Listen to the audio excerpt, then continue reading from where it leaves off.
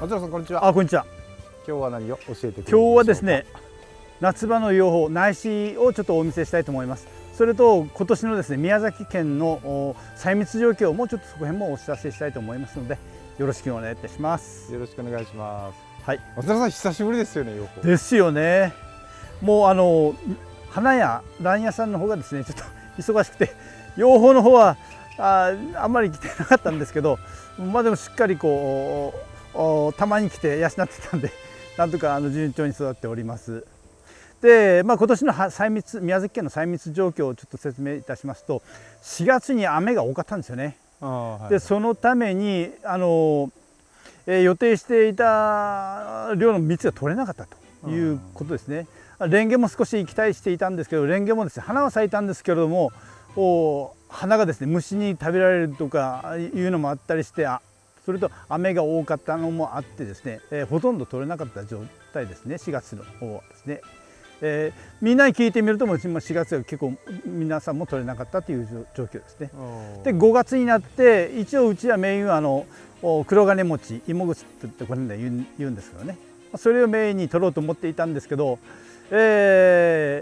今年ですね、去年の実がものすごく長くなっていたんですよ。4月ぐらいまで赤い実がずっとなっていて、今年は鳥が少ないのかなって、山に食べる食料がいっぱいあるのかなと思っていたんですけれども、でいきなり実がついたまんま、今度は新しい新芽が出るような形になってですね、でそのために芋靴の開花時期がちょっと遅れたっていうのはありますね、5月になってから。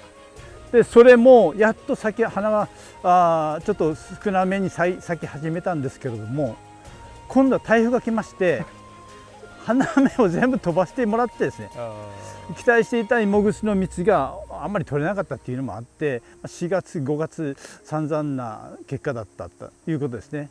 うちは、群数が少ないんで、そんなに100キロ200キロの世界なんですけれども、今年は結構少なかった状態です。で、6月に行って友人とかいろんなお客様からの注文でほとんど完売状態になってしまって、今年は残念ながらもう完売という状態ですね。そういうところです。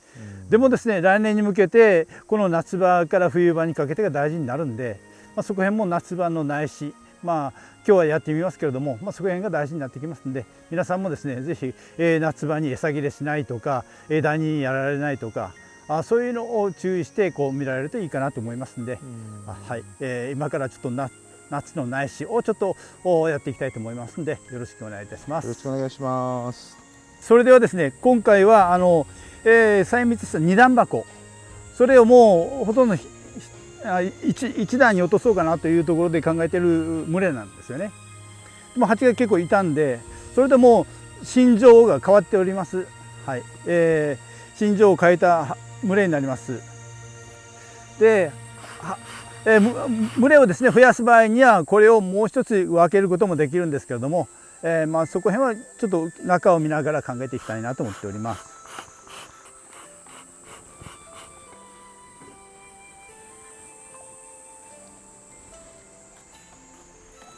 継ぎ箱は半分ぐらいですよね。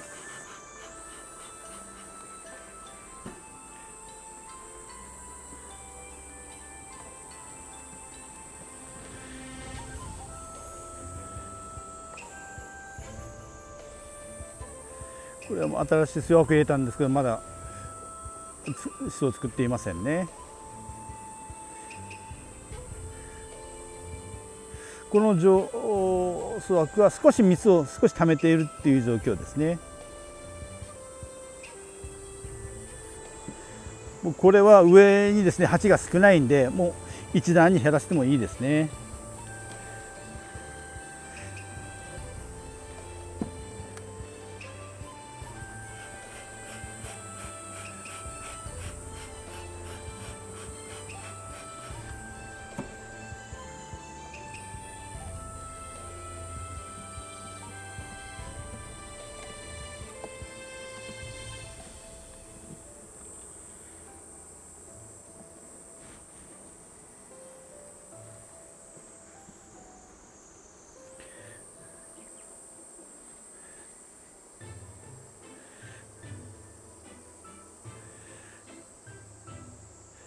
これ水平半盛りぐらいしてますね。少しこう持ってるっていうところ、持ってるっていうところですね。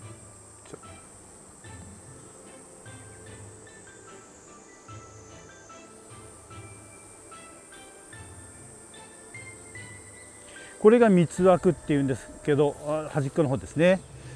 これがですね、巣の端っこにあって蜜枠っていうところですね。蜜を少し溜めてるというところで、全く蜜蓋をしてないんで、これを絞ることはできません。はい。夏越し冬越しのために少し溜めさせてるというところですね。これはまだ里水やってないんで、自然の蜜を集めた状態ですね。この状態が少なかったらもう里水をやり始めないといけないという形ですね。それも含めてちょっと見ていきますね。この裏もこう蜜を少し溜めてるという状態ですね。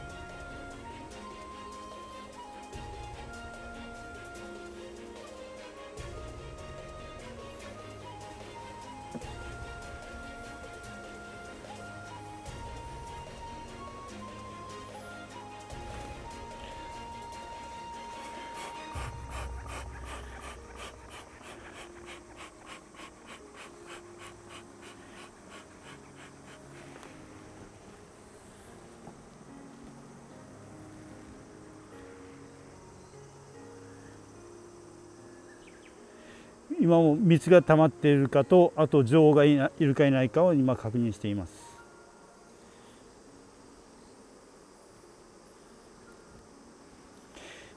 はい、この枠にはですね、蜜がもう5分の1ぐらい溜まっていますね。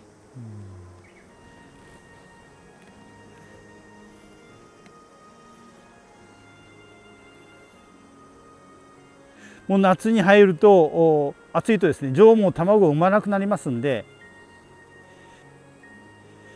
そこへんは胞子がいないとかそういう形になっていきますね。これが9月になって少し涼しくなると胞子がどんどん増えてきますんで、ここにも女王がいないです。もうほとんど蜜はここには溜まっていません。軽いですね。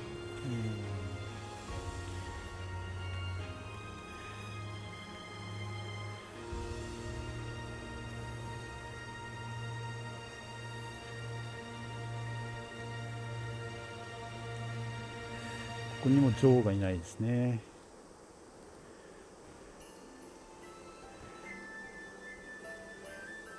はい、女王はいません。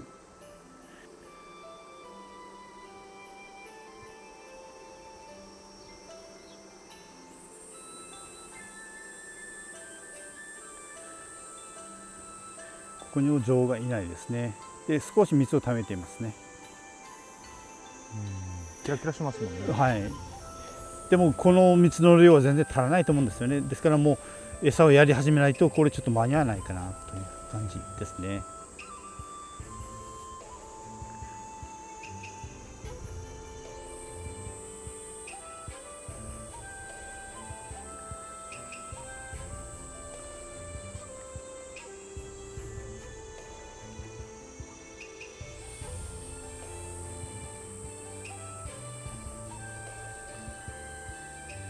ここにも女王がいないですね。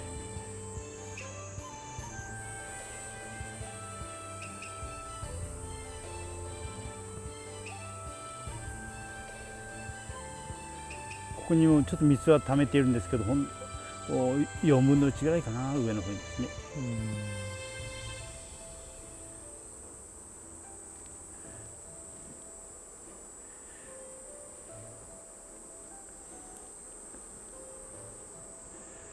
ここにも女王いないな。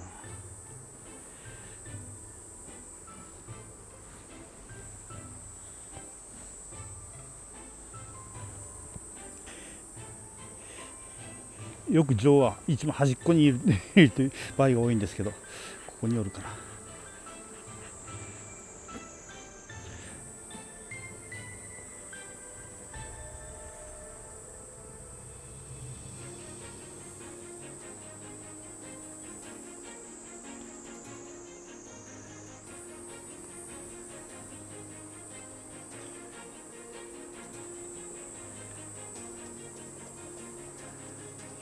いや、ここにもいないな。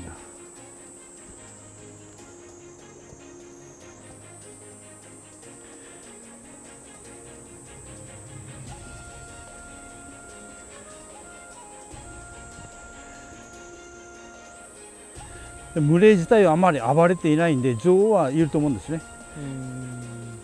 どこかにいる。どっかにいると思うんです。この端っこにこうくっついていたりもするんで、これ真剣に見つけようとするとちょっと時間かかるんで、まあ、ある程度群れがそんな騒がしくないんで多分安定してるんだと思うんですよね。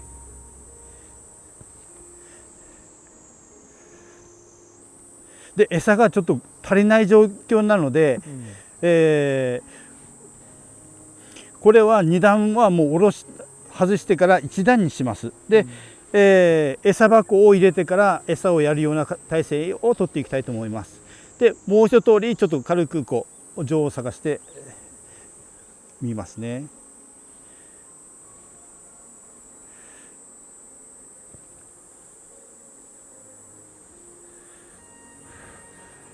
ここに水蓋を少ししてるんですけど、わかります？はい、ちょびっとだけ、ね、はい、上の方ですね、5分の1ぐらい少ししています。でもこんなもんじゃちょっと足らないというところで、餌やりを始めていきたいと思います。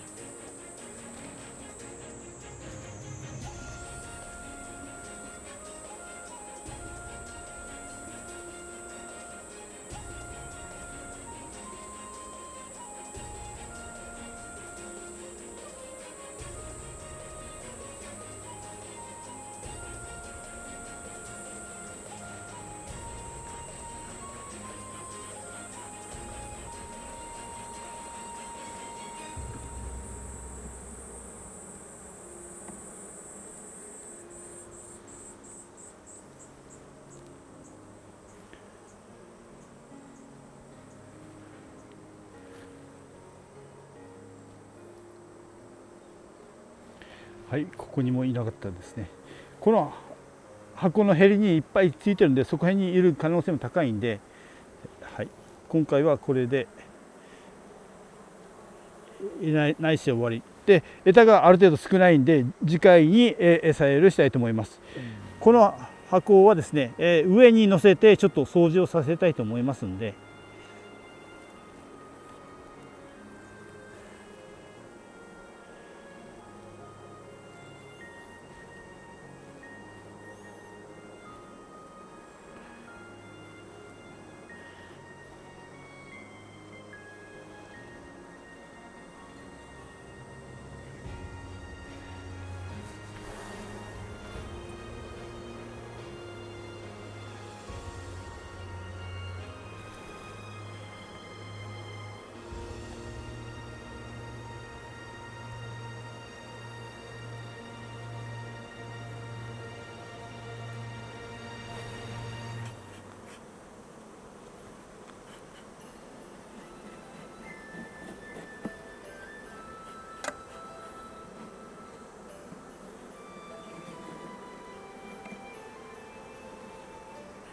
ここの一部分に餌箱を入れますんで、ここを上げておきますね。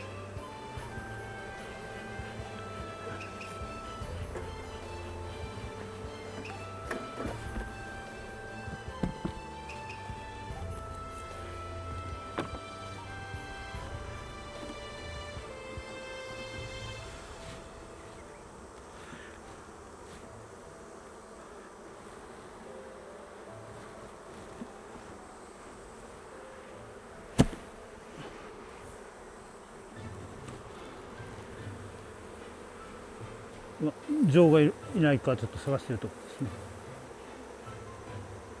こにはいませんよ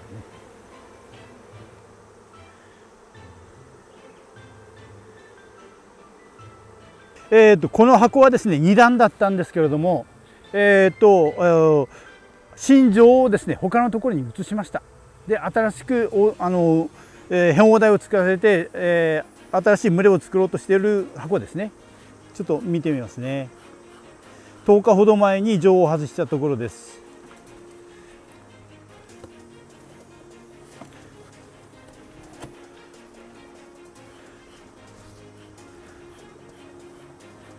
皆さん採蜜が終わった後に箱を増やすとか新しい女王にするというやり方をやっておられると思いますけれども、私の場合この場合には2段箱の新女王がいる2段箱をですね、新女王を連れてだいたい4枚ぐらい分けて他のところで今管理しております。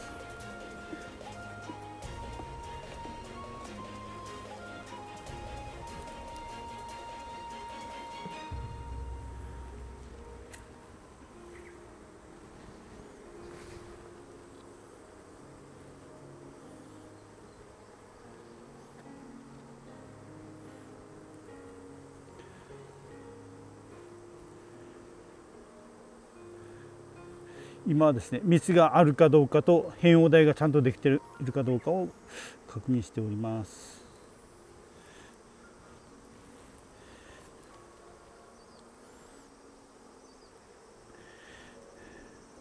女王を外すとですね、新しい糀を生まなかったりして、蜜を集める作業ができて結構蜜を貯める場合がありますね。ちょっと蜜が光っていますね。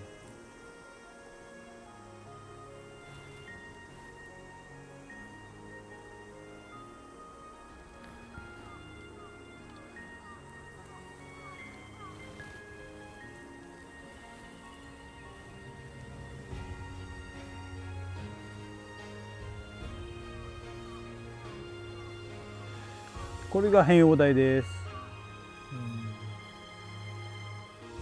変温台というかこれは下に作ってるんで、まともな大台になってるのかもしれませんね。普通はこの辺りで変温台でできる場が多いんですけど、ここにも一つありますけど、これはもう蓋をしていますね。これ三つ蓋結構してますね。これ三つ蓋じゃなくてこれ法事です。法事ですか。はい。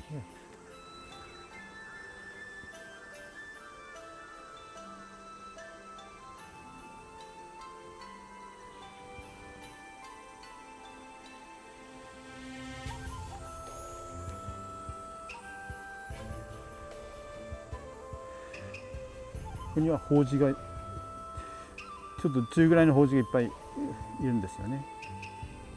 白いやつ。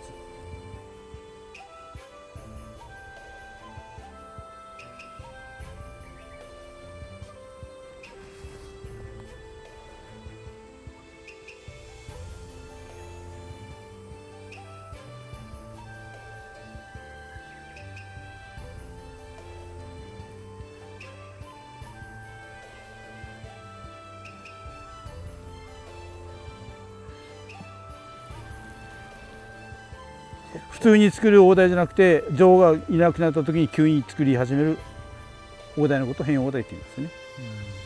これもここもですね、ここも大台、合計今のところ7、8個の大台がありますんで、新しい女王誕生までこうちゃんと見ていかなくちゃいけないですね。最終的に女王ができる前にはですね、これを大きいのを1つか2つ残すんですよね。でないと最初にこう出た新女王が仲間を引き連れて出ていく場合がありますんで、そこら辺は気をつけなくちゃいけないですね。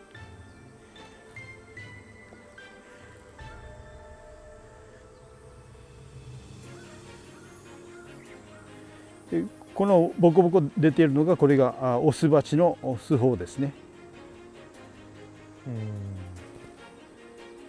で今見た感覚ではちょっと餌が少ないですね。これは緊急にやらないとちょっと餓死させる可能性もあるんで、気をつけなくちゃいけないですね。少しずつ光ってるけどこの量じゃ足らないと思うんですよね。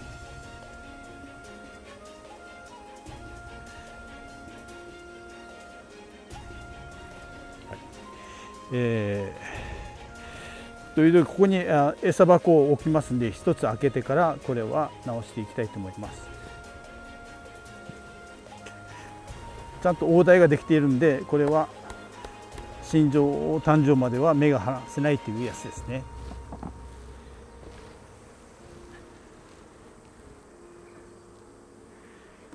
と餌が少ないので、餌を緊急にやった方がいいという箱でした。これはここの上に置いておくとある程度掃除してくれるんで、掃除が終わったら、今年は私はですね、冷凍庫を買っておりますんで、ちょっと大きめの冷凍庫で、それに2、3日入れて凍らせてから、それからビニール袋に入れて直そうかなと思っております。昔は米の冷蔵庫に入れて、冷やしていたんですけど、今回は冷凍庫で2、3日凍らせて、それから、保管にしていきたいと思います。このまましておくともう 90% 以上巣虫が入ります。もう1ヶ月したらですね、もうボロボロになってますんで、皆さんそこら辺は気をつけてください。今から夏から9月にかけてはですね、すぐ巣虫が入ります。で冷凍庫に入れるのはですね、その巣虫の卵とかそういうのを殺そうと思って、冷凍庫に入れます。私の仲間がですね、冷凍庫に入れて凍らせて2、3日にしておくと卵が死んで、そのまま保管できるよということだったので、二酸化炭素処理してビニール袋に入れて処理される方もおられますね。一回ですね、去年おととしか、うちの米の冷蔵庫にこうたくさん入れて、冬保管していたんですけど、電気代がもったいないと思ってちょっと切ったんですよ。たら巣虫が生きていたんでしょうかね。全部やられました。100枚以上やられてですね、がっかりでしたね。電気代が惜しいがために、数枠200枚近くパーにしてしまったという事例がありますね。そこには皆さんも気をつけてください。スムシ対策、細密が終わった後の巣枠のスムシ対策はちゃんとしておった方がいいと思います。冷凍処理の方が安全というか。そうですね、二酸化炭素でこう密封して二酸化炭素を入れて殺すという方もおられますね。殺虫するという方もおられます。何方法かあると思います。それは本に載っておりますので、勉強されたらいいかなと思います。人それぞれちょっとやり方が違いますので、ただ放置するの、常温で放置するのだけはやめた方がいい。アウトと。完璧に、この状態だと1ヶ月したらスムシがこう張ってどうしようもなくなってしまいます。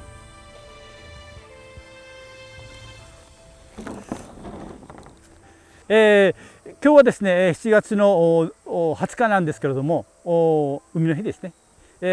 今からはですねスムシ対策も大事になりますし、オオスズメバチもやってきます。それと餌切れ、そういうのに注意しながら見ておかないと一発でダメになってしまう場合がありますので、皆さんも気をつけてください。特にですね群れが多いほど餌をたくさん食べますので、餌切れする場合が多いです。いい群れがなくなったって言ったらがっかりしますので、皆さんそこには注意してみてください。それとあと分蜂する方法もいくつかありますので、それも勉強されて、最善の方をされたらいいかなと思います。あんまり細かく分けすぎるでもちょっと再生が難しくなってくる場合がありますので、そこら辺は注意してください。今年は取れなかったので来年に向けて、頑張っていきたいと思っております。注文も何本かもらったんですけど、ほとんど売り切れという状態だったので、どうもすみませんでした。来年はハチさんたちに頑張ってもらいますので、よろしくお願いいたします。今日はどうもありがとうございました。ありがとうございました。